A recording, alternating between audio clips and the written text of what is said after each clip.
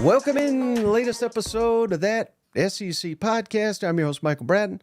Go by SEC Mike on Twitter. And that is, of course, Stephen Lassan, senior editor over at Athlon Sports. So that's your clue that it's some SEC after dark action coming your way. Stephen, it's been too long. How are you, my friend? Mike, I am doing great. It is so good to have SEC After Dark back this week. I enjoyed all of your coverage out in Oklahoma. Great to have the Sooners and the Longhorns officially in the SEC. And hey, it's getting real, Mike. We're under 50 days until week 0. The NCAA game comes out. We've got SEC Media Days next week. Before you know it, we're going to have like fall practice reports. Like players are actually going to be practicing for week 1 of the season. So, man, it's getting down there. I'm excited. Yeah, I cannot wait for list season to come to an end. But we got one more list for the listeners coming their way. Like you said, yeah, next week, SEC Media Days in Dallas. That's going to be a heck of a time. But, man, oh, man, Stephen, I love hitting on every single team when we have an opportunity to do so. So I appreciate you for coming up with the show topic for this latest episode of SEC After Dark. We're doing every SEC team's most important game for the upcoming season. And I kind of threw a curveball at Steven. My list will be a slightly different, I think, than his. But would you explain your methodology, so to speak, for how you went about picking your games before we reveal them? Yeah, so when I was going through each schedule, I sort of, it was almost kind of automatic for some teams, whether it was a rival, whether it was sort of a toss-up game that could be crucial for positioning within the SEC standings, or maybe positioning for a playoff spot, or it's sort of a season-defining game. Like it's a matchup that's between 2 top 5 teams in the SEC or top 10 teams nationally. There's also sort of like the narratives too. We can Georgia Ole Miss is maybe a game that might be on someone's list here because it could be pretty important for Ole Miss in setting a narrative. So I thought just kind of rivals, positioning within the SEC, defining the season, timing, like a key stretch of games, and sort of does this game help a team reach its goals during the season? So all of that to be said, all of that factored into my picks. All right. And then, so what I did, again, a little bit different, but I just I really keyed in on the over-under win total for every single team and just kind of, in my mind's eye, the one game that'll dictate whether your team goes over or under on that over-under win total, if that makes sense. So I would imagine there's going to be some crossover. Steven's got his list. I've got mine. We'll do it, as always, in alphabetical order, unless anybody wants to throw us a donation. Certainly not required, but you throw us a donation, we'll kick it right to your team. But let's kick it off here, Steven, with them Alabama Crimson Tide. And I'll throw up our schedule here. Several candidates. Most important game for Alabama here. You could make the case Georgia. I mean, that's always a war when Georgia and Alabama meet. Of course, it's a little bit of a curveball this year with the 12-team playoff. And, in years past, losing that Georgia game could derail your entire season. Nowadays, not going to derail anything, I don't think. So that is one. At Tennessee could be one. At LSU, at Oklahoma, many Iron Bowl, of course, great rivalry there.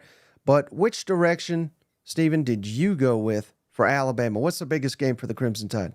So I considered 3 games. I considered the September 28th game against Georgia, the October 19th game against Tennessee, and November 9th against LSU. And I kind of narrowed it down to LSU and Tennessee. And I went with Alabama at Tennessee on October 19th being the game that is sort of a season kind of defining, most important game for Alabama. Here's kind of my reasoning on this one. if Alabama loses to Georgia, it is a big deal because it's Kalen DeBoer's first SEC game, and there's a lot at stake. It could mean a lot for positioning, for top 25, for the playoff, for the SEC championship. But Alabama, you look at the way they have dominated Tennessee in recent years. We know what happened the last time Tennessee hosted Alabama, of course, but the series has been one-sided. So if Tennessee wins, you're talking about 2 in a row in Knoxville, and it's one of these things where I think you got a chance to kind of reset the rivalry. Tennessee has closed the gap the last couple of years. They won in 2022. They kept it close last year in Tuscaloosa. So I just think that, when you look at the SEC for this season, a little bit more mystery than usual about Alabama, going on the road to Tennessee. If they lose this game, if you lose to Georgia, you're already sitting at 2 losses and you haven't even made it to November. So I went with Alabama at Tennessee as kind of my most important game for Alabama, and a chance for Kalen DeBoer to kind of put an early stamp on things and keep the momentum going against Tennessee in that rivalry. Put an early stamp on it, Stephen, or lose the fan base completely. Because they'll say, well, heck, Nick Saban only lost to these damn orange balls one time in his tenure, and you did it in year 1. So hey, that's an excellent selection. I certainly considered it for Alabama, Stephen. But believe it or not, I picked a game you didn't even hit on here or even considered for yours. So that being said, Stephen, people think I'm crazy. And maybe I am, but I'm going October 26th with Missouri coming to town, Stephen. And here's my logic. Again, everything is against Georgia, and I've been on record. I think Alabama can beat Georgia. I don't think it's a foregone conclusion that Georgia's going to come in here and whoop Alabama like so many do. But even if you lose that one, at Tennessee, everything you just said, I agree with 100%. At LSU, very, very critical game. But again, kind of what I'm looking at it, I'm looking at playoffs. I'm looking at trying to get to 10 wins. I don't think there's any shot in hell Alabama gets to 10 wins if they lose to Missouri, October 26th. And quite frankly, Stephen, I think if you're losing to Missouri, there's a good shot you just lost to Tennessee. Your playoff hopes before November even get here could be done. And if you're losing to Missouri also, I don't like your odds next week at LSU. Well, it's 2 weeks, but 2 weeks away. Next game, November 9th. I'm not saying you can't lose to Missouri and turn around and beat LSU, but that's a tall task. And I put Missouri there because I think Missouri is going to be one of the best teams in the SEC. So I think there's again, if you're just looking at these games today, does Missouri look like one of the most daunting games on Alabama's schedule? I would say not. But I think by the time that rolls around, I think it could be, if that makes sense. Yeah, it does. I still think that Missouri, to some extent, is being overlooked by some of the national media this season. I mean, I've seen them picked as low as the 20s in some top 25s. And, I think with the firepower they have offensively and the question marks we have about the Alabama secondary this season with all the losses and the turnover, I think Missouri can go down to Tuscaloosa and certainly make it a game. Heck, they played Georgia, tough the last 2 years. So getting a Alabama team that may not be quite as good as we're used to seeing, certainly a very winnable game for Missouri. I think maybe in the sense of kind of the 2 games that we picked here, and I would agree with your notion there. If Alabama loses to Missouri, then you're probably not beating LSU, and you may not even beat Oklahoma on November 23rd. So I think a lot of these games, to your point, Mike, they're toss-ups and sort of determining whether or not Kalen DeBoer has kind of that successful first season. If you're losing to Missouri, you're probably going on the under at 9-3 and 8-4. Not what I would pick. Would certainly not sit well in Tuscaloosa. Right. And then how about appreciate you, cousin Heartbroken Hog.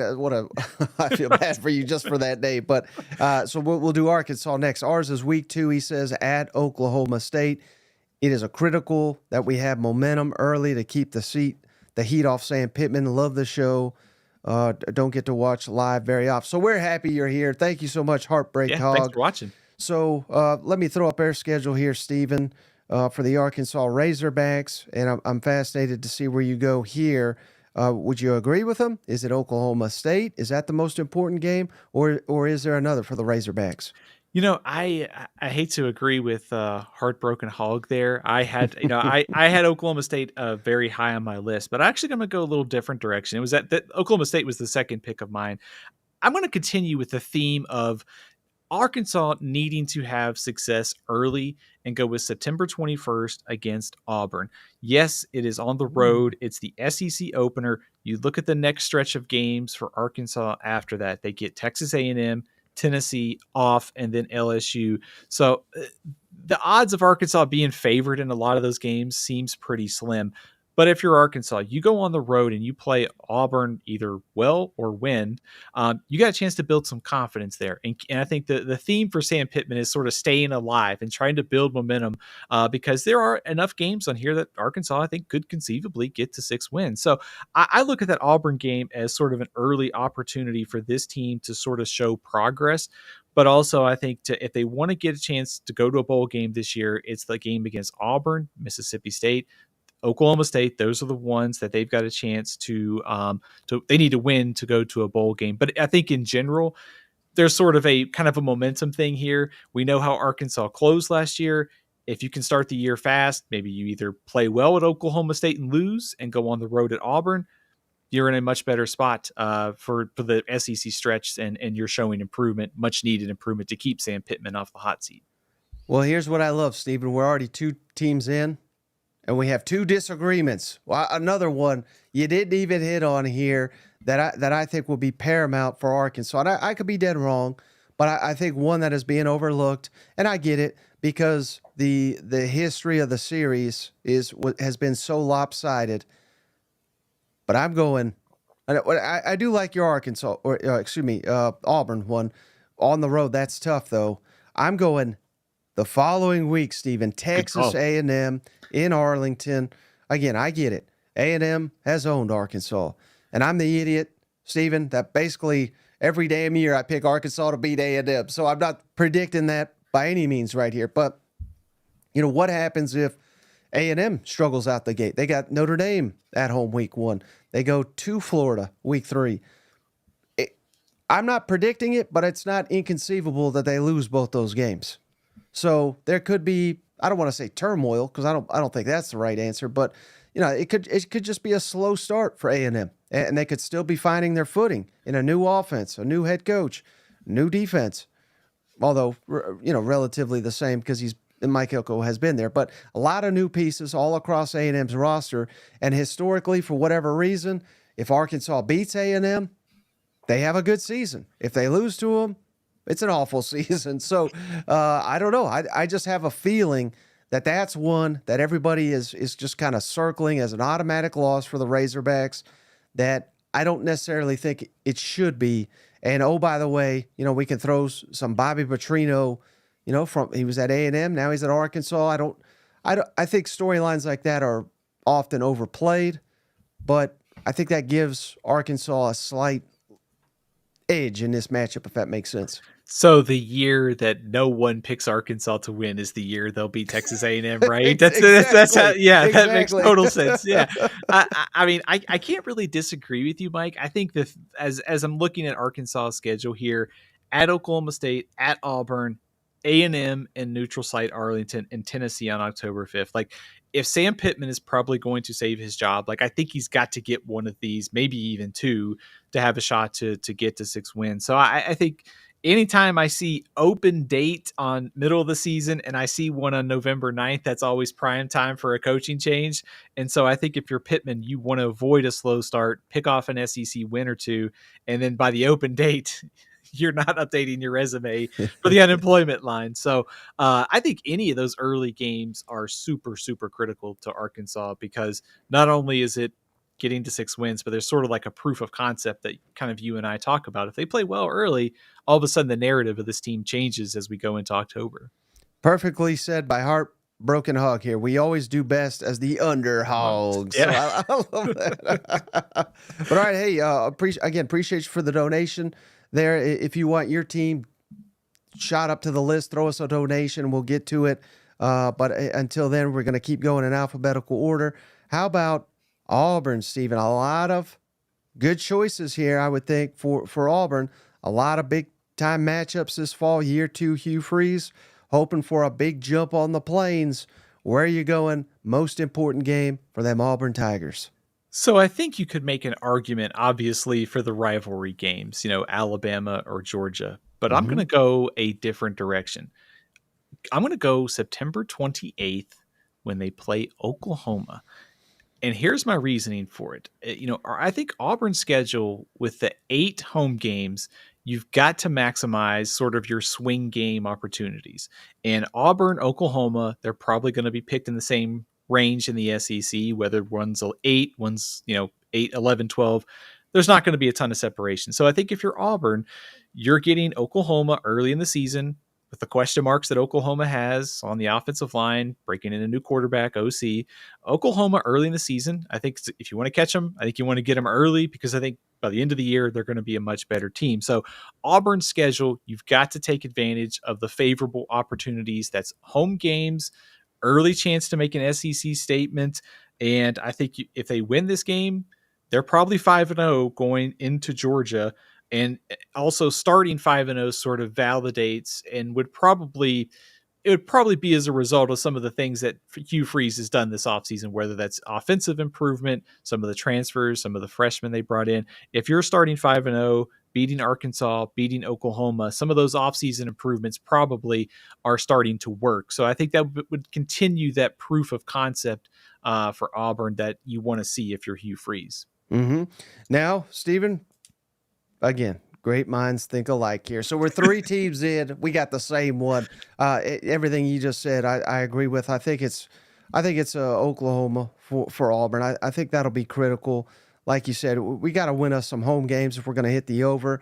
But again, if we're stumbling before we go to Georgia, before we go to Missouri, I just told you how high I think Missouri will finish this year. I even think I flirted with Kentucky, Stephen, because I think again, if Missouri's a playoff team, I don't think you're winning that game. I don't care how good you are if you're Auburn this year. I mean, that's how tough I think it could be.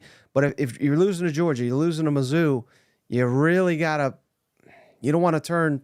You the whole season could go sideways on you if Kentucky beats you too. So that is what I considered. But to all the points you just made, I think we got to get momentum before we go into this critical road stretch. So if they lose to Oklahoma, I hate to put so much pressure on one game, but I don't think they're going to have a very good year on the Plains if they're not defending the home field like you said. And if they're losing to Oklahoma, I think there's a good bet they're losing 3 in a row and possibly even 4 games in a row. Absolutely. I think that October 26th game against Kentucky, and we'll throw Florida in this discussion at some point, but if, in the projections for us at Athlon Sports, like all 3 of those teams are sort of fighting over the same real estate, like how the matchups for Florida go against Kentucky and kind of Kentucky versus Auburn could loom very large in the SEC pecking order. I know teams and probably fans don't think about it this way, and certainly coaches don't. They think they could probably go 12-0, but I do think if you're Auburn, like it's critical just to show progress, and especially how the last season ended. So if you can get off to a 5-0 start, and you still have 3 home games later in the year, that gets you to. If you lose those road games, you're still 8-4, which would be a big step forward off of last season and just sort of continuing that positive trajectory. So I think that's very much in the toss up. If they win, they're probably hitting the over category to kind of your criteria, which I think is a good call. Right. And man, oh bad, cousin Dakota coming through here. We really appreciate you. $50 donation. Thank you. And he wants the good guys, aka Mizzou, Steven. So let me throw up our schedule. We're gonna jump to Mizzou here. Big time season coming up here, Steven. A lot of games to pick from, but in my mind, there is an obvious selection here. I don't want to give mine away. I'd like to hear yours first, but where are you going? Most important game for the Missouri Tigers. Mike, I weighed 3 games for Missouri here. That is A&M, Alabama, and Oklahoma. Mm-hmm. And as each day passes, I keep continue to get more and more fired up for the Missouri Oklahoma November 9th rematch because of all the fans that keep chirping online. So sign me up to be very interested in what happens on November 9th. But I'm going with Alabama, October 26th. And really, the biggest reason is I think Missouri, there's a very good chance they could be undefeated at this point. The road trip to Texas A&M is going to be difficult, but they could be undefeated going to Tuscaloosa. You have two top 10 teams. When you look at Missouri's schedule, if this team wants to make the playoff, and we'll see how the committee ranks teams and how they view resumes, but there's a very good chance that Alabama will most likely be the highest rated team that they play. If they can go down to Tuscaloosa and win, you're talking about a huge win for playoff purposes in the season. So I think if you're Missouri, you want that validation. You want people to believe in you, even though I think most of us who cover the SEC believe in Missouri. You want the rest of the nation to believe in you. Go to Alabama and beat the Crimson Tide in Tuscaloosa. Also, I think just big for program building. Like if you're Eli Drinkowitz, you can continue to sell improvement and a win over Alabama. That sells on the recruiting trail. So give me October 26th at Alabama. Yeah, all excellent points, Stephen. And I think it goes without saying, I'm just curious to know if you agree. If Mizzou wins in Tuscaloosa, I would guarantee they're making the college football playoff. Would you agree with that? Barring catastrophic losses to like South Carolina and Mississippi State. And yeah, I would think if they beat Alabama, they're probably going 11-1 or like 10-2 for sure. And in the playoff. Right. And I would go a step further and say, if they're beating Alabama in Tuscaloosa, I would feel very confident that they're making the SEC championship game. What's your thoughts on that? I was going to go there. I agree with you. I think when you just look at their schedule, and there's going to be upsets along the way. And certainly I think, anything could happen in some of these road trips in the SEC when you get Missouri going to South Carolina. But if Missouri beats A&M and they're undefeated going to the Alabama game and they win, I'm struggling to find something that's going to slow them down from a trip to the SEC championship game. So I totally agree with you, Mike. I think if Missouri goes to Tuscaloosa and wins, their odds to play in the SEC championship game ought to go way up. Now, that being said, Stephen, you're absolutely wrong. The biggest game is Oklahoma. Come on, Dan. You look at these comments. It's a damn battle every show. We could be talking about Vanderbilt Commodores. We in the comment section, it's nothing but a war between Mizzou and Oklahoma fans. Two great fan bases here in the SEC, bringing this game back. I get everything you said about Alabama. I'm kidding with you. Great points there, but I think even the most reasonable Mizzou fan says that's gonna be tough. That's gonna be tough to win at Alabama, but if we could turn around and we could beat Oklahoma, if we could beat A&M, which that is not a given by any means, but if we could beat A&M, if we could beat Oklahoma, we're going to the playoff. I don't care if Alabama beats us by 1 point or 100 points. I don't think that'll be the game that defines the season. Although if they win it, I'll be completely wrong, and it will define the season because you're going to the SEC championship, you're going to the college football playoff. So maybe I'm talking against my point here, but I'm splitting hairs here, but I don't think there is a wrong answer, but I'll lean Oklahoma on this one. Mike, is it fair to say, and I'd be curious to see what you think, I think there are 3 toss-up games on Missouri's schedule. I think that's A&M, Alabama, and Oklahoma, and I think that's probably why they're sitting at 9 in the over-under. If you lose to Alabama, and let's just hypothetically play this out. If you lose to Alabama, right, then you got to win the other 2. So I think at A&M and Oklahoma suddenly become way more important. So I think to your point, if you want to make the argument for Oklahoma on November 9th, not only is it sort of the rivalry renewed and we've seen these two fan bases already going at it, but it's that you just assume that you're going to lose to Alabama. But if you win those other 2, 11-1 should get you in the college football playoff. I mean, that's not the toughest of schedules, but there's a good bet that A&M and Oklahoma will at least be top 25 teams. And plus, you could also just have a really competitive close loss to Alabama, which would impress the playoff committee too. So I know that's a lot of playoff chatter, but I mean, I just can't wait for that damn game. I'll just put it to you that way, Stephen. But I think we may have actually lost Stephen there. But moving on until another donation. We're going to go in alphabetical order, and hopefully I can buy enough time before Stephen finds his way back into the chat. But I think this one's a little bit easy here with the Florida Gators. I'm going, man, what a train wreck of a schedule. It's been talked about to no end. The Florida Gators just have such a ridiculous gauntlet of a schedule. Historically, Georgia, that is one you could throw in there, being the most critical to the Florida Gators. Tennessee, I think you can make the case for.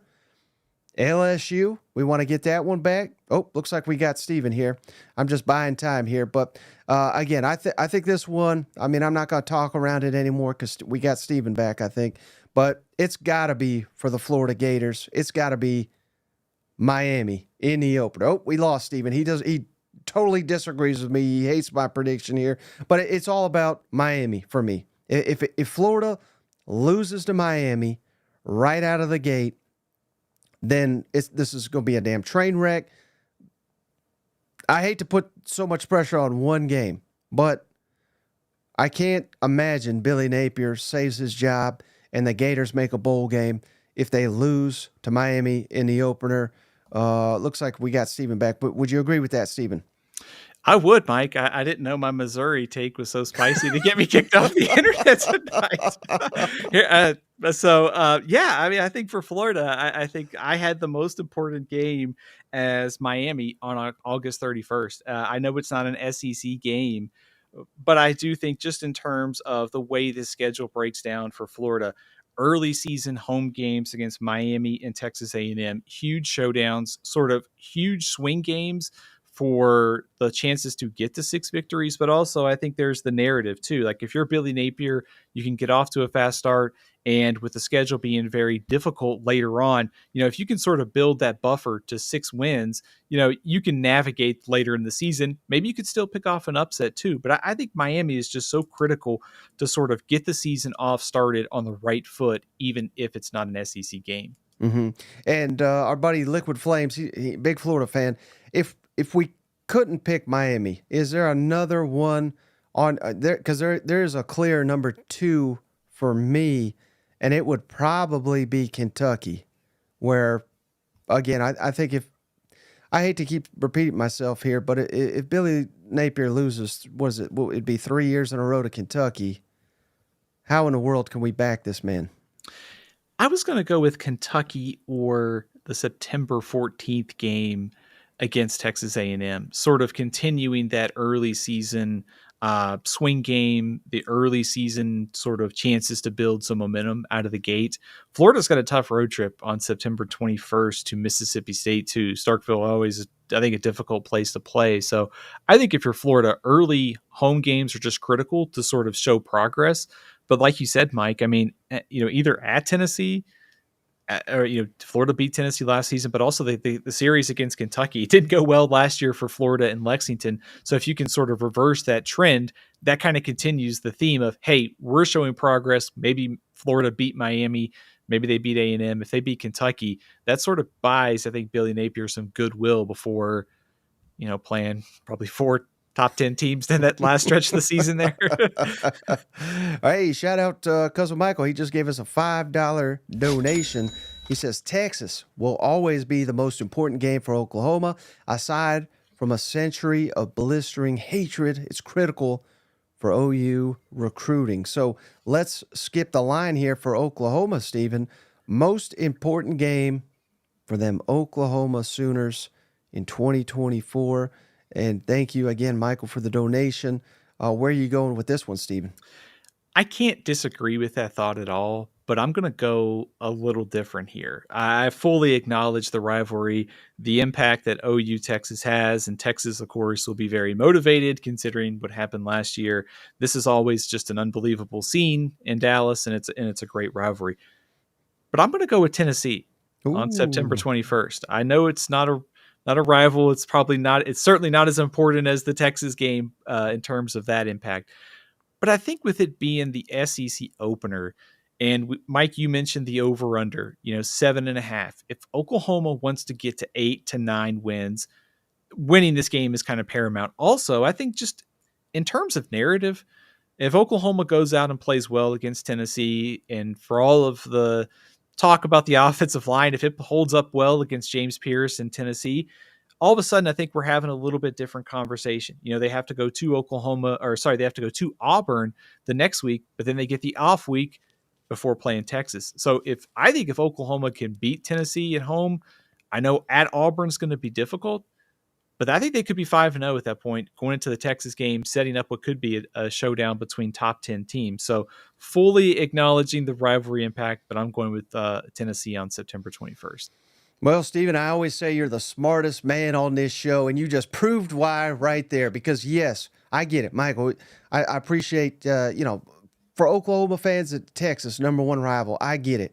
But this is what we got to wrap our heads around. And they think we're all just crazy in the SEC, and we're all just carrying that flag, even though that's literally what I do 365 days of the year. But this is a different animal. You ain't in the Big 12 anymore, and I'm not talking down to your program, but it ain't the Texas game we got to win, and the rest don't matter.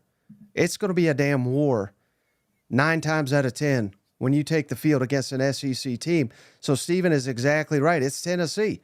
If you get your doors blown off at home by Tennessee, you ain't beating Auburn on the road. I don't think so. Now, you lose by like 1 point or something to Tennessee.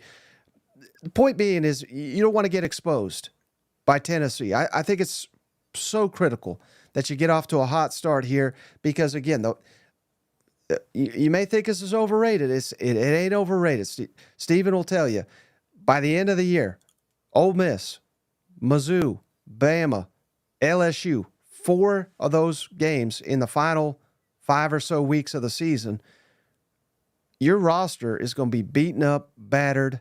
And I'm not saying you can't beat any of these teams, but I can almost guarantee you're not going to beat them all because attrition's going to get to you. It's just different. It's just different. So if I'm telling you you're going to have a loss or two at the end, you cannot afford to be racking up losses at the beginning of the year. I think you really got to catch the SEC off guard. Hot start, beat Tennessee, beat Auburn, hopefully beat Texas again. And even then, I'm not even guaranteeing you making the playoff because of this gauntlet you got in the back half. Mike, I think that's absolutely right. Not only does it just mean more, I think, like you said, it's just different down here in the SEC with the strength of schedule, especially late in the season that Oklahoma is going to encounter. I mean, I've got Ole Miss, Missouri, Alabama as top 10 teams this year. I've got LSU just outside of that this season. So the back half of the schedule, not saying Oklahoma couldn't win one of these games. I mean, they could go on the road and beat Missouri. They could beat Alabama.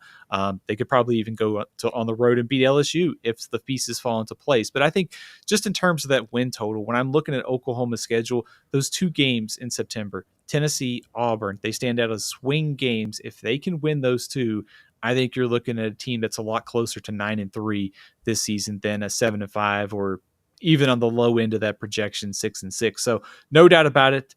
Texas is huge for rivalry, recruiting, and everything like that. No denying that. But I think Tennessee kind of a little bit more important for Oklahoma this year, just in terms of that positioning and also win total projections. Yeah, I agree. And hey, shout out one of our most loyal listeners here, Cousin Rick. We appreciate you, buddy. Winner of the A&M Mizzou game will make the college football playoffs. Gig 'em, says Cousin Rick. So let's kick the Aggies to the front of the line here, Stephen. Most important game for Texas A&M this fall. A lot of good candidates here. And I agree with what Rick is saying. I mean, if you can beat Mizzou, I think you're going to have a heck of a year. And again, people are tired of me saying how good I think Mizzou is going to be, but that's not the game I went with. How about you, Stephen? Mike, first of all, I think I would agree with Rick. Like, I think the winner of that game has got a good chance to make the playoff. I know maybe crazy talk earlier this offseason to say Texas A&M has a chance to make the playoff, but I do think they have a very favorable path. And of course they have, we talked about the returning talent they have a few weeks ago. I'm going to have to give myself a demerit because I did the exact opposite that I did with Oklahoma.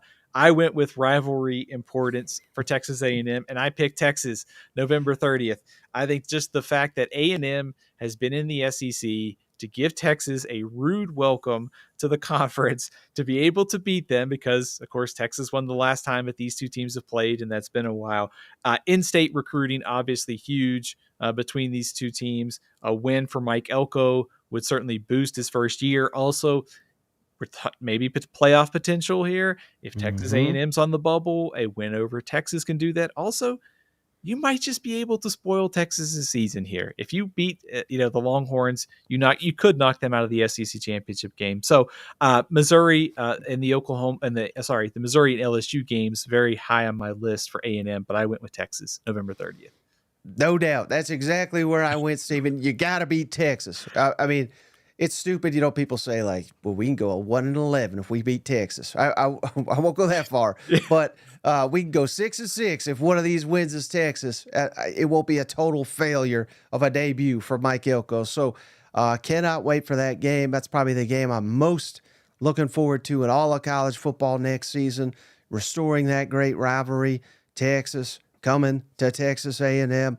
Man, what a showdown. And wouldn't that be great, Stephen, for A&M if all this hype, all this anticipation for Texas, and then they can't even get over little old A&M, little brother down there that they don't even respect as a damn rival, Stephen, but you can't beat them. You know what I mean? So, man, that game, I cannot wait for that. I can't express how excited I am for that one. You and me both. It's funny because that game falls on the same weekend as Michigan and Ohio State. So many great rivalries in college football that weekend. But I think Texas A&M, seriously, might be one of my most anticipated games of the season. I know Georgia, Texas is great. Alabama, Georgia is great. But just seeing the two rivals getting back together after kind of being separated and not being in the same conference, man, it's going to be such a great atmosphere in Kyle Field. I can't wait for November 30th. Yeah, no doubt. All right, we're going to go back to alphabetical till we get a donation. So let's go. And here's another good one, Stephen. Georgia, because there's so many marquee games. And I believe it was our good buddy Rusty Manziel. We had him on the show a while back, just talking about, heck, Carson Beck's going to have a showcase game here about every 3-4 weeks of the season. I didn't quite think of it like that, but a lot of good candidates for the Dogs here, Stephen. What is the most important game for Georgia? Yeah, I think two games stood out to me. I think the October 19th matchup against Texas, and also, and this is my pick, it is the September 28th showdown in Tuscaloosa. It's an early season SEC game, not to mention Carson Beck, like you said, Heisman showcase against an Alabama defense that's got a lot of questions in the secondary this year. Could be a huge opportunity. But also, I think it's sort of revenge for Georgia, after what happened in the SEC championship game. They were beat by Alabama. They got a chance to go on the road. This is kind of a series that the Crimson Tide recently has kind of had the upper hand on. Now with Nick Saban gone, Kalen DeBoer stepping in, I think if you're Kirby Smart in Georgia, if you go down to Tuscaloosa and win and make a statement, that would be obviously very huge for sort of bragging rights in the SEC. So I went with Alabama on September 28th as my pick for Georgia. Well, once again, Stephen, you absolutely nailed it. Because, my goodness, what happens, and I sure do, for you dogs out there, I hope this doesn't happen to you. I wish you well. You're winning all these national championships. You're barking at everybody online. But if you can't beat Kalen DeBoer, and all of a sudden, what would Kirby be, 1-6 against Alabama? I don't know. Nobody will want to say this. Nobody wants to hear this. Nobody's been saying it, Stephen, and I'm not even saying it's the case. But the championship window may have closed. Again, I don't necessarily believe that, but you missed it last year. I don't even think there's Michigan people that think they were better than Georgia last year. I mean, they got lucky as hell. We all know they were cheating their asses off. You should have won last year. Now, again, is that the beginning of the closing of the window? Again, if you lose to Alabama in a first-year head coach, I'll start to believe that. I really will, because it goes quick. Southern Cal under Pete Carroll didn't think they were going out the door. Butch Davis, Miami, Urban Meyer, Florida. I mean, they were on top of the sport. And then there's slight slippage, and then it all caved in. And again, I'm not saying that happens, but I'll start to believe it. If you lose to Alabama, because you're probably going to lose some more games. Really, truthfully, if you can't beat year one Alabama with all their defections, Texas can beat you. Ole Miss can beat you. Hell, even Tennessee can beat you if you can't beat Alabama. So I'm throwing a lot of pressure on Kirby and Georgia to go into Tuscaloosa and smash Alabama. But they better do it, Stephen. Otherwise, those questions will begin, for me at least, that Georgia may have their championship window may be closing. I think in terms of the championship window, I think it may get harder for a team like Georgia to win multiple like national championships in a row just because the path is harder. You're probably going to have to rematch against some of these teams, whether it's Texas, Ole Miss, Alabama. And when you start matching up with teams that are, I mean, especially like a team like Texas with the way they're recruiting, Ohio State's, recruiting crazy good too. I mean, equal talent, things can happen in some of these games. I think the path is a little bit harder for any team, whether it's Georgia, Alabama in the 12-team playoff. So I just think in terms of resetting the narrative, like if Georgia goes down to Alabama and puts a statement victory on the map on September 28th, and they sort of signify that, hey, the SEC runs through Athens, Nick Saban's gone, it's a different era at Alabama. Like I said, that's huge for bragging rights for Georgia. And of course, I think just in the obvious sense, it's huge for the positioning within the SEC, because if Georgia loses, to Alabama, that game may end up being a tiebreaker for a trip to the SEC championship game too. Or college football playoff. Who knows? Absolutely. Yeah. Shout out Liquid Flames here. I may steal this from you, buddy. The King Dogs. I can't wait for the T-shirt up in that SEC podcast store, right? Oh, beautiful. I'm gonna work that up tonight. Hey, shout out cousin Alex Rivera for the donation. Texas is everyone's big game. What else is new? And he's got that horns up, I guess we'd call it. But all right, let's do Texas, Stephen. Let's kick the line here, or kick them up the line here. Let me throw up our schedule here. But what is the biggest game in this season for Texas, in your opinion? Because we all know, like Alex here and like Quinn Ewers says, the Longhorns is everybody's big game. Mike, I think Texas was the hardest team for me to pick in this exercise, because I considered the game against Oklahoma, I considered the game against Georgia, and I considered, which is my pick, November 30th against Texas A&M. Maybe that's just because I'm super excited about the matchup, but it's sort of our kind of thing on Georgia, Alabama. Like, you're kind of wrestling for control. Like, Texas is now in the SEC. You've got Texas and Texas A&M trying to battle for bragging rights within the state. The first kind of matchup between these two teams is SEC rivals after a long layoff. And I think for Texas, you have to know that A&M is waiting on November 30th, that no matter what happens, if Mike Elko is 6-5 going into that game, they are going to be motivated in College Station for that one. So I went with A&M, but I will also be interested in hearing arguments for Oklahoma or Georgia, because I think there's a pretty convincing case for either one. Right. And I guess you haven't heard, Stephen, but A&M ain't even a rival for us Longhorns. Get the hell out of here with it. I don't even know if fans are up for that game. So give me Oklahoma, Stephen. I think it's Oklahoma for Texas. I really do. After losing to Oklahoma, heartbreaking fashion last season, I would say Michigan, perhaps, if they had all their coach back and their players back. But I think they're going to be awful. They're not cheating anymore. So I imagine we'll go up to Ann Arbor and just steamroll them down there, or up there, I guess I should say. But so Texas should be, it would be a stunning upset, I think, if they're not undefeated for that Oklahoma game. I just think it's so paramount that you win that, because you got that Georgia game the following week, and one loss, I truly think, would quickly turn into two, and all of a sudden we're on the playoff bubble with, again, Texas fans will mock this, but Florida's not a gimme. At Arkansas, depending on if they're better than expected. Not a gimme. Kentucky has potential. That's not a gimme.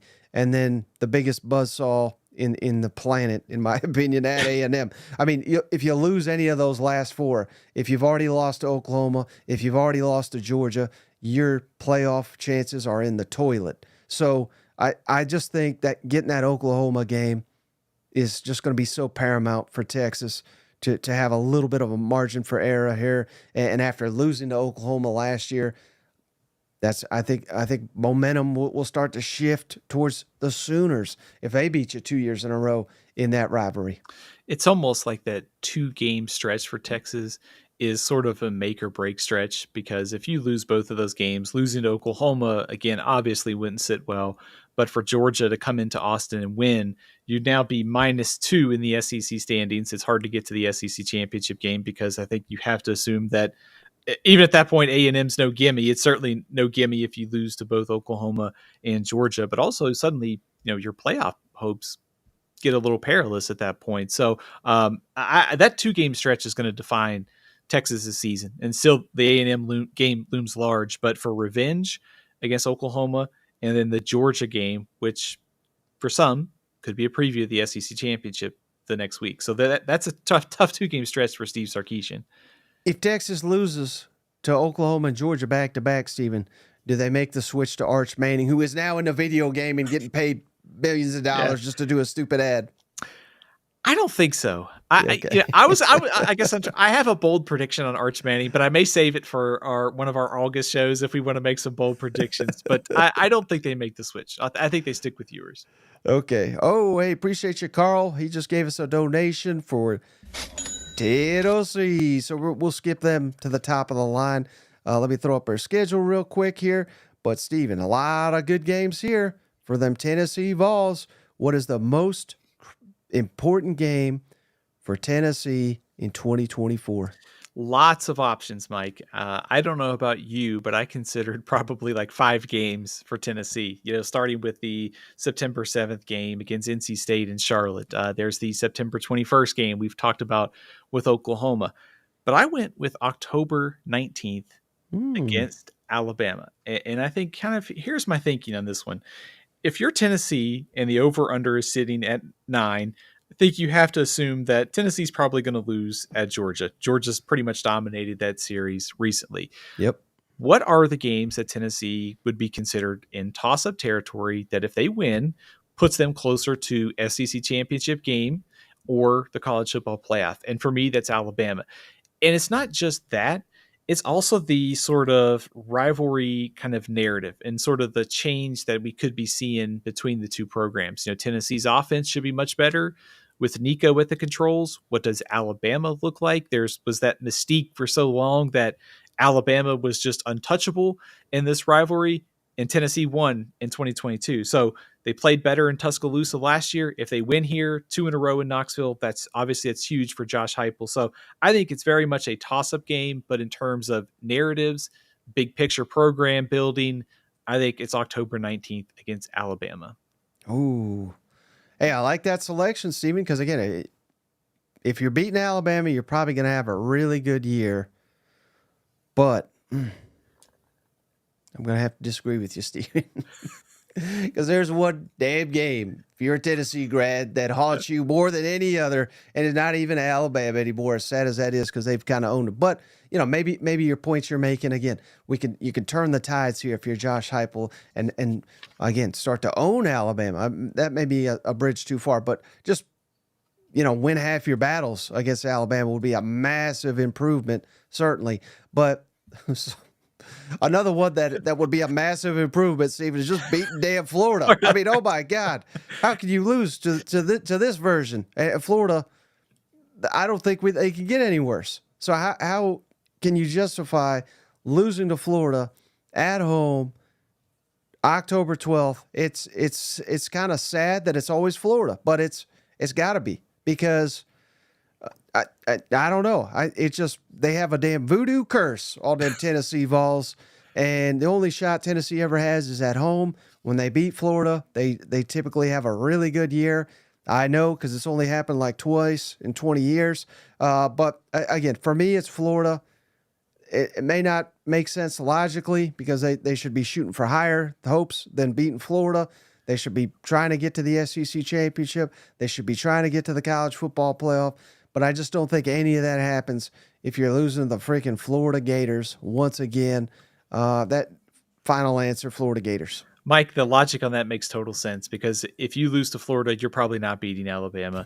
If you're losing to Florida, you're not good enough to make the college football playoff. And you're talking about just in general, sort of I don't want to say like the program has sort of kind of been, stagnant at that point, but I think you'd start to wonder a little bit like, hey, can Josh Heupel get this program back, kind of into that double digit win territory? And maybe it's just Nico's just developing and all that. But if you look at their schedule early on at Oklahoma, Florida, and Alabama, there's 3 toss-up games there for Tennessee, and all of those are really crucial to Tennessee getting to be in that playoff discussion. So considering, and I mean, I can remember so many Tennessee Florida games that were so crucial to the SEC East and how painful this series has been for Tennessee. So no disagreement for me on that one. I think Tennessee Florida very, very crucial October 12th.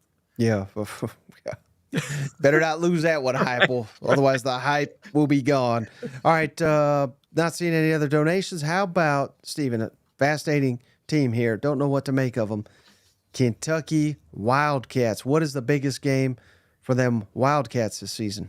Mike, I guess I am an SEC sicko because there is one game in the month of September that probably nobody outside the SEC is probably going to pay too much attention to, but I am very interested in September 7th, South Carolina coming to Lexington for the Sunglasses Bowl. Because, Mike, to your point, I have no idea what to make of Kentucky. And frankly, I think South Carolina is kind of in that same boat. Like they are both kind of a work in progress.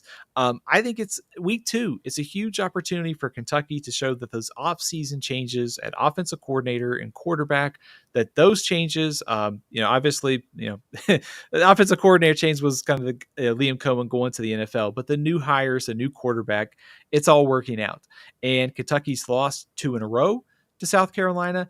If Kentucky wins this game, they should be obviously they'd be 2-0 going into the showdown against Georgia. Very much a toss-up game for Kentucky, just in the big kind of picture here. So a chance to make an early statement. Give me the Sunglasses Bowl, September 7th for Kentucky.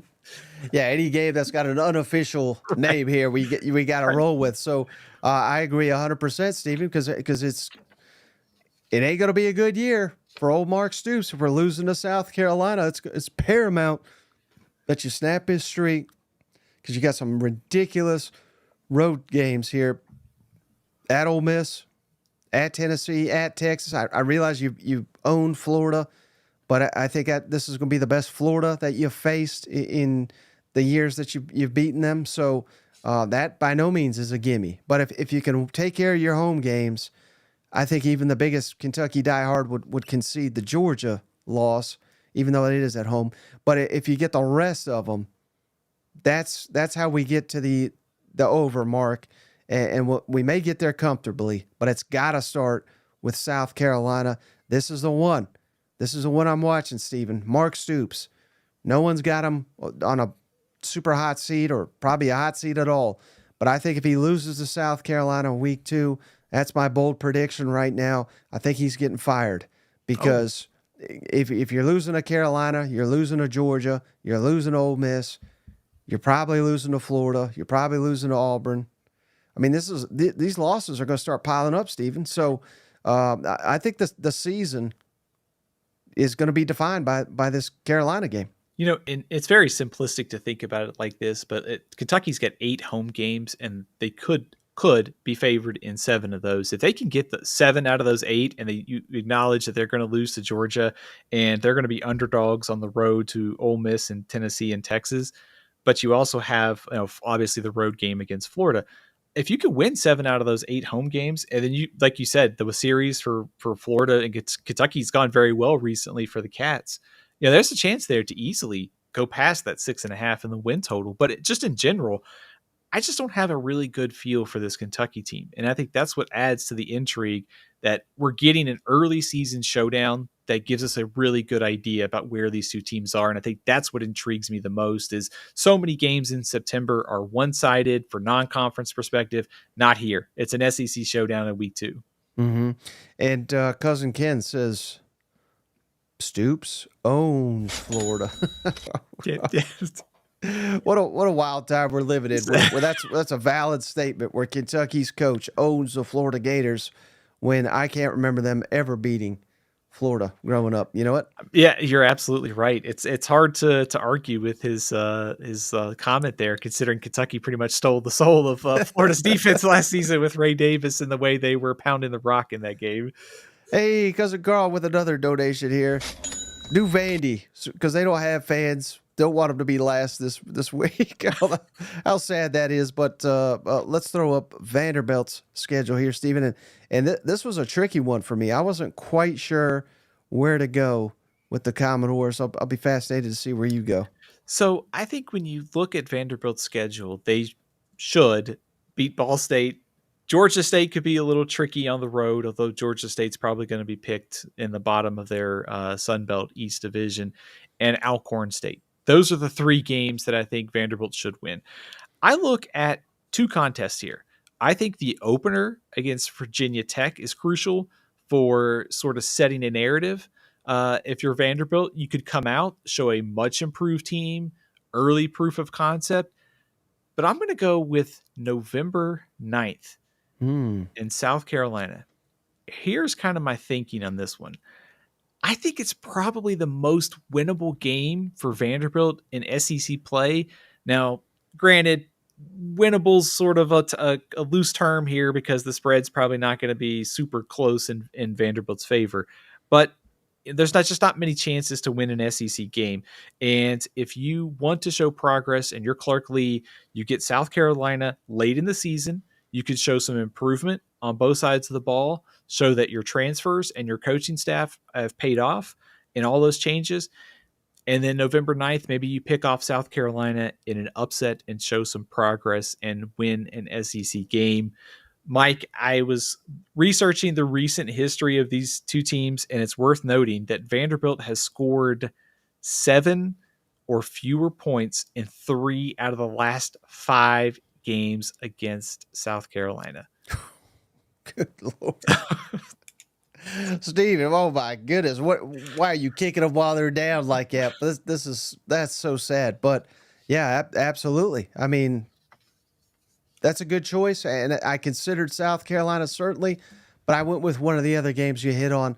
And for me, it's Virginia Tech, because we got to get this bad taste out of our mouth. We've got to turn this thing around. And I think it's got to start early, and we can't be the laughing stock. And again, you beat Virginia Tech. I'm not saying you're going to be an SEC contender. Heck, you may not even win an SEC game. But I don't know. I just feel like if you're getting beat week 1 against Virginia Tech, which, I mean, it probably should happen, but we're not turning around the narrative, because no one's going to care if you're beating Alcorn and Georgia State and Ball State. I mean, it'll be irrelevant. It'll be forgotten. But if somehow, some way, you can get to 3-0, I don't know. There could be some magic there. Maybe Diego Pavia is much better than I realize he is. Maybe the offensive overhaul, the assistance with Jerry Kill, maybe this will all start to spark something. So I don't know. I just think it's paramount that we get off to a great start. This is, I think, one of only 2 teams I went with the opener, but for me, it's Virginia Tech in the opener. Mike, I think that's a great pick. All great points on that. And I think any scenario that's very optimistic that has Vanderbilt getting to 6 wins includes a win over Virginia Tech. Unfortunately, if you're Vanderbilt, Virginia Tech closed really well last year. They won 5 out of their last 7 games. I think that they are trending up going into the season. They picked like the worst possible ACC team, or one of the worst ones to start the 2024 season with. And as Cousin Wes points out, we should always note this: Vanderbilt is 8-3 all time against mighty Texas. Oh baby! So circle October 26th upset. All right, Stephen. Let's do LSU. A lot of good ones here, and I really struggled with this one because I wasn't quite sure which game to nail down, and I'm not totally sold on the one I went with. So I'll let you go first. What is the biggest game for LSU this fall? Mike, I went with October 12th against Ole Miss. And I think to some extent, this is sort of positioning within the SEC. If LSU, which the schedule's pretty favorable in Mm-hmm. terms of who they're getting on the road, Ole Miss is going to be ranked ahead, projected to finish higher in the SEC. They could pull off, maybe it's not a huge upset, but winning this game on October 12th would be huge if they want to finish higher in the SEC, get to the playoff.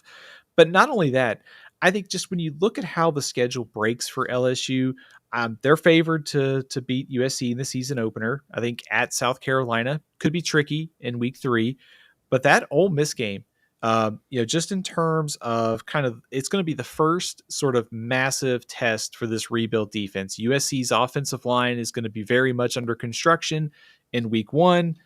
I think Lincoln Riley can score points. But if you're LSU and you want to know how much progress your defense has made, I think it's October 12th against Ole Miss. And especially with the way that this game played out last year, over 700 yards of offense for Ole Miss, 55 points.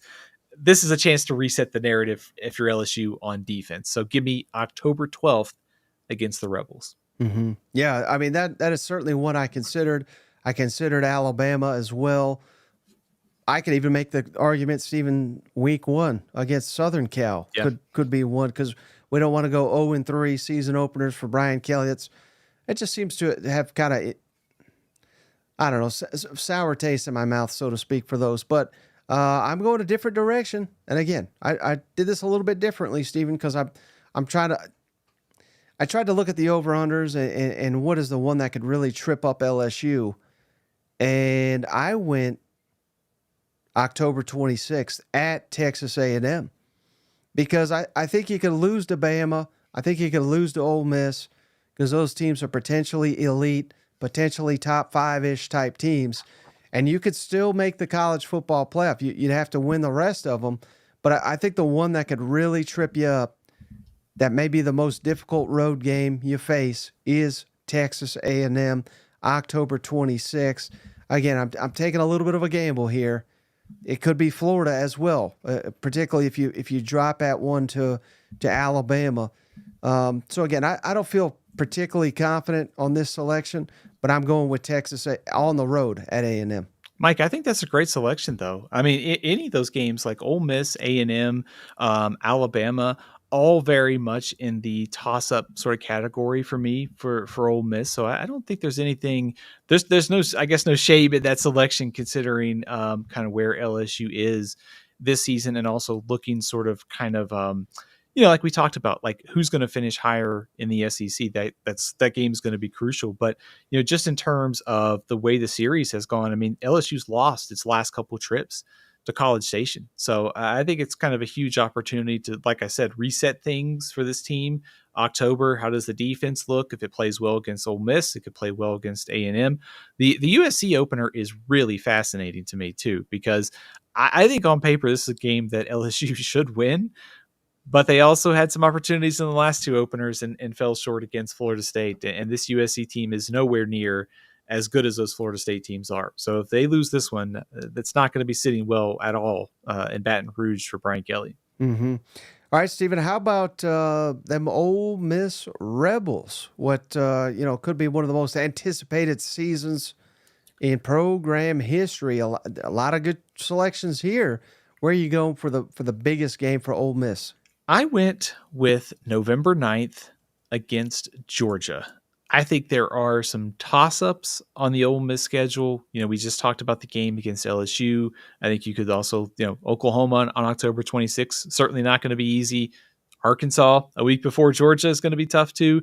But I just think the way that this Ole Miss team is shaping up in terms of narrative, they went out and they've solved, or they, at least on paper, they've solved one of their biggest issues, which is the defense, with the transfer portal additions, essentially free agency, improving your weakest side of the ball.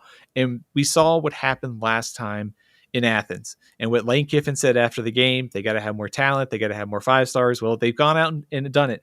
You get Georgia at your place. It reminds me a lot of when Alabama came to Oxford and there was a chance for Ole Miss to win that game recently. And then Alabama ended up winning that one. So, there's a huge, huge opportunity for Ole Miss to sort of make amends for what happened last year in Athens, play Georgia tough. I don't think that they necessarily have to win this game to make the playoff, but at the same time, you're getting Georgia at your place and a chance to show off that all of your flaws from last year are fixed. It's a huge opportunity, I think, for Ole Miss. Mm-hmm. Yeah, a good selection there, Stephen.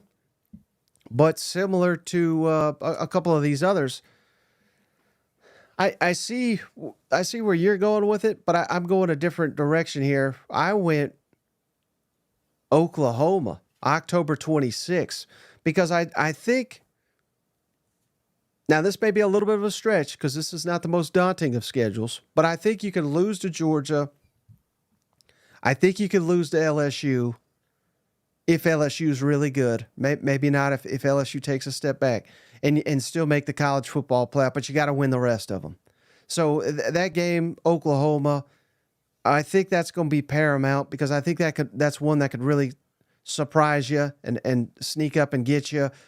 It is at home, but in fairness, I got to call it like I see it. Stephen, I don't think Oxford is some elite home field advantage like some of these others. I'm not saying it's awful or the fans are bad or anything like that, but there's just a difference. So I don't know. I think Oklahoma is going to be paramount. I almost went LSU, but again, I really do think you can lose to Georgia, you can lose to LSU, and still make the college football playoff. But that will not be a given by any means, because I think this schedule is perceived to be fairly weak outside of Georgia, LSU, and Oklahoma. So you got to win at least one of those, and which one's the most likely?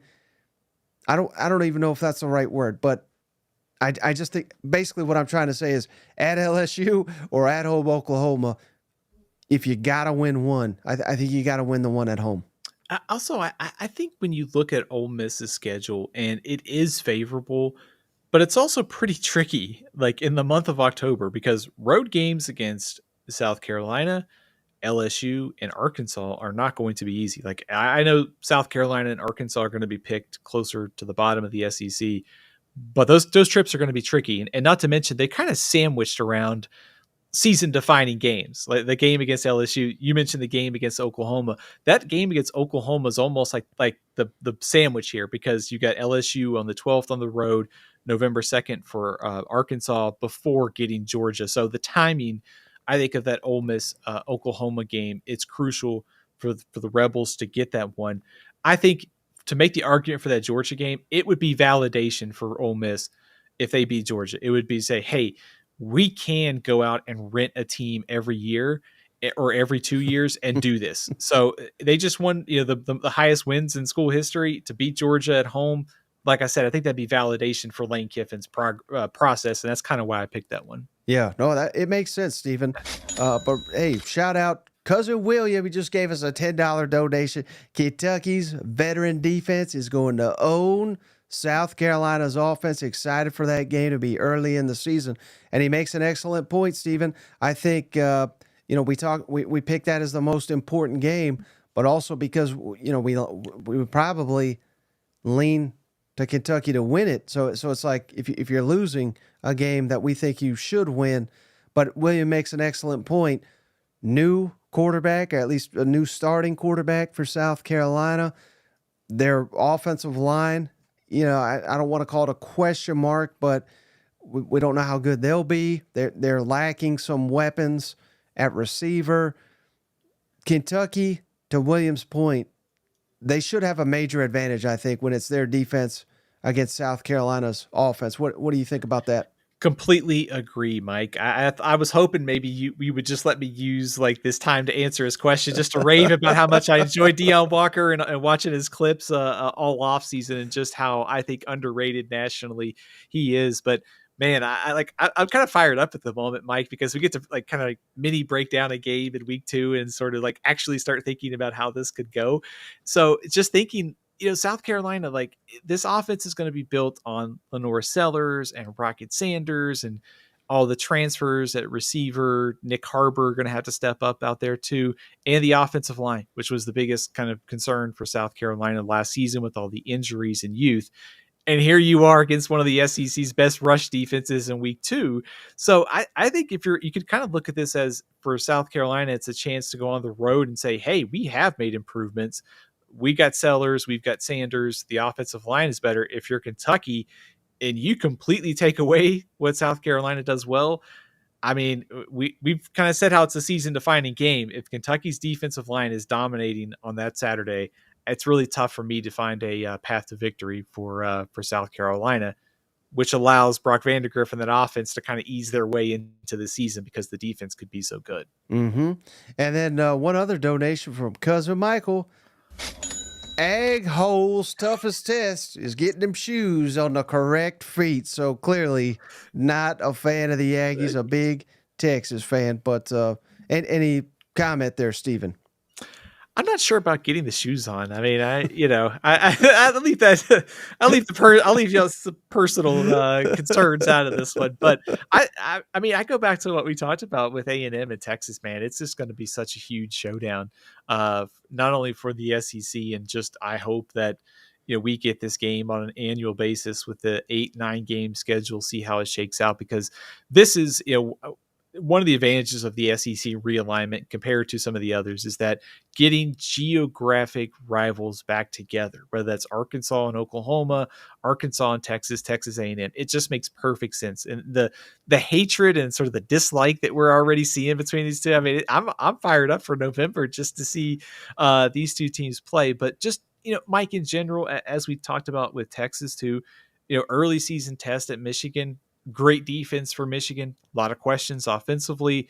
Good test for Ewers and the new receiving core for Texas. And then, they get those 2 games in October, Oklahoma and Georgia. And then after that, it's all building to that showdown against Texas A&M. So really, really interested to see how Steve Sarkisian kind of retools offensively and fills a few spots on defense, because I think this team is easily one of the top 5 in the country going into the season.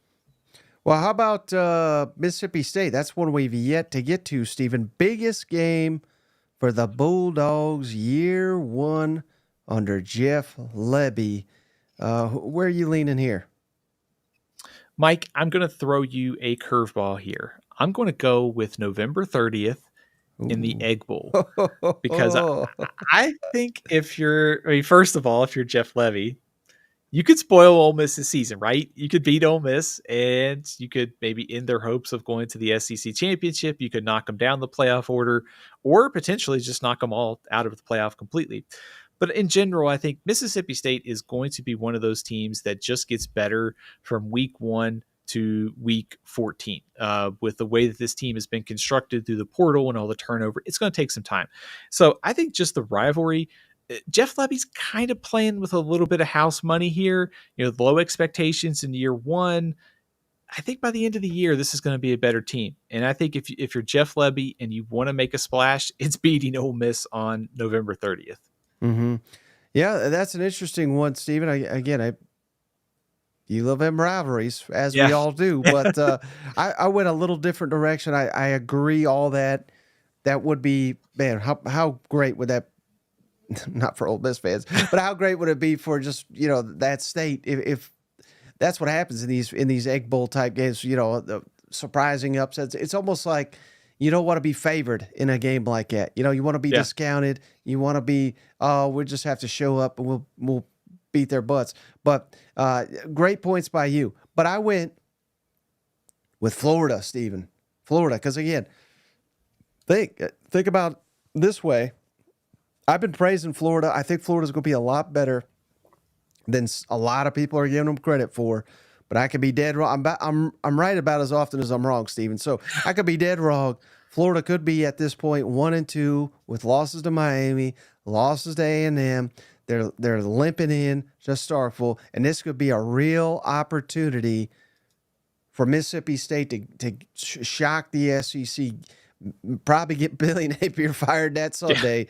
I don't know. I just think, I'm not saying it's likely, but I'm saying this, with all their players, the transition and everything, I don't know how good of an overall roster Mississippi State has to compete week in, week out right now in the SEC just because of the transition. But there is an opportunity for you to sneak up on people and maybe not. Billy Napier loves to run the ball. He loves to go slow. He likes a tight ball game for some reason. I heard it. Someone told it to me like this one time, Stephen, that Billy Napier wants to beat South Florida by 5 points. Like, I don't get it. He doesn't want to score a ton of points. He wants to slow the game down, be methodical. Jeff Lebby's the exact opposite. If we turn this into a shootout, you got to score 30, 35, 40 points to win the game. I think that favors Mississippi State, as crazy as that sounds. So there's a lot of things that could go Mississippi State's way. And I think by the end of the season, I think Mississippi State may tail off. I hope I'm wrong on that, but I think that's probably a reality they're facing. But early in the season, you can catch people off guard. You can spin momentum. You can spin, hey, this is going to be a new era. It's going to be fun. It's going to be exciting. We're going to upset teams that people don't think we can beat. So give me Florida. I think that could be one that Mississippi State could steal. I like that call, Mike. I also think you could look at week 2 with Arizona State, September 7th. If you want to make a path for Mississippi State to go bowling, that September 7th game on the road against Arizona State, very much in toss-up territory. I don't want to bring up any bad memories here. October 26th against Arkansas. I hope that game probably not replaying on SEC Network last year's game anytime soon with how scary that was. And this year it's right around Halloween. So that'll be even more interesting after last year's 7-3 barn burner. Like those two, Arkansas, Arizona State, are both very much in the toss-up territory for Mississippi State to go bowling. But I like the call for Florida because, what if Florida beats Miami and Texas A&M? They're riding high and go into Starkville, a very difficult place to play, and Mississippi State just ambushes them on September 21st. So I don't think that's crazy. I like that call. All right. Okay. Last but not least, Stephen, South Carolina, biggest game for the Gamecocks this fall is September 7th in the Sunglasses Bowl. So, anytime I guess we could bring up the Sunglasses Bowl, we might have to do it. But for all the reasons that we talked about with Kentucky, it also registers for me with South Carolina. Difficult schedule this year. You want to go to a bowl game. You got to kind of pick off one of these, whether that's maybe an LSU on September 14th, maybe it's a Missouri on November 16th. But this is very much a early season toss-up game that could help South Carolina get to 6 wins. We will also learn a lot about South Carolina here. How far has Lenore Sellers developed? How about the offensive line? South Carolina is 2-5 in its last 7 trips to Kentucky. So the trend line on the road in Lexington is not great. And as we talked about earlier, the way this kind of game matches up early on does not favor South Carolina at all. Right. No, I'm right there with you, Stephen. So again, we cannot emphasize enough. 2 different programs, same game. We've highlighted South Carolina at Kentucky. It's a real opportunity for both these programs to gain some momentum. It's also, perhaps more importantly, a real opportunity to lose all the momentum you have very early in the season, which could kill you. So I think this is one where both fan bases kind of expect to win. That's not helping a coach, too, if you drop a game like that. So for me, this was an easy answer. It is Kentucky, and it's a real opportunity for South Carolina to kind of get some momentum early in the season. And who knows how good of a year they can have if they can steal one early. Yeah, and if you're South Carolina and want to think kind of big here, like what if you do go on the road and beat Kentucky and you catch LSU on September 14th? I mean, certainly LSU is going to be battle tested with the USC opener, but it's also difficult to go play at Williams-Brice. And if you're South Carolina and maybe you can catch LSU early in the season, they're still very much under construction. A very optimistic outlook for South Carolina there could be beat Kentucky and pull off an upset against LSU, and you're 4-0 going into October before that huge showdown against Ole Miss, Alabama, Oklahoma, Texas A&M. So those 2 games early in the season could be very much toss-ups that mean a lot for bowl eligibility this year for Shane Beamer. All right, Stephen, so we hit on all 16 SEC teams' most important game of the season. We went a little bit different methods to get there. But I appreciate the fact we didn't pick the same game for every team. You got any thoughts to close us out? One thought, Mike. Don't forget to pick up an Athlon Sports college football preview magazine. It is at athlonsports.com. We also have it up on our website, athlonsports.com. It's on Amazon. It's at Walmart or bookstores. So the perfect guide to get ready for the season is Athlon Sports Preview Magazine. Absolutely. And before you go, Stephen, can you tell the audience, as always, how to follow you and how to find your work? Absolutely. You can follow me on Twitter at AthlonSteven, and you can follow all my work on Instagram, StephenLCFB, Facebook, StephenLCFB, and on YouTube at AllCFB365. All right, Stephen. Well, I can't thank you enough for all this tremendous insight and all the hard work you put in to make these shows great. I want to thank each and every one of you for coming and hanging out and giving us donations and all the support as we go rolling into SEC Media Days next week. The best is yet to come, but thank you, thank you, thank you, and we will catch you on the next one.